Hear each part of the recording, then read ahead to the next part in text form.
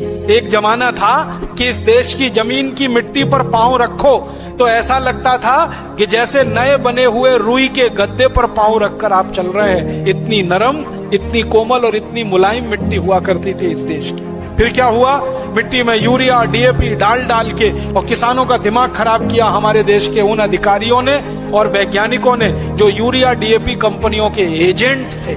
In urea DAP कंपनियों के एजेंटों ने किसानों का दिमाग ऐसा घुमाया कि खेत में यूरिया डीएपी डलवाया।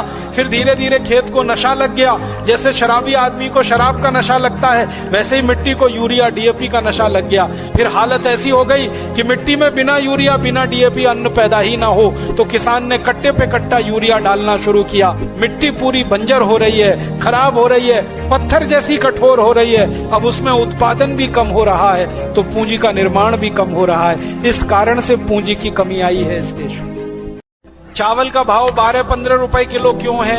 ये इसलिए है कि किसान के द्वारा पैदा की गई वस्तु का भाव वो खुद तय नहीं करता, उसकी मेहनत की सही कीमत उसमें नहीं लगाई जाती। और देखो कैसा शोषण और विडंबना इस देश में है कि किसान आज अगर खेत में काम करे तो उसकी मजदूरी की कीमत अनस्किल्ड लेबर वाली है, 100 रुपए रोज या 60-70 रुपए रोज।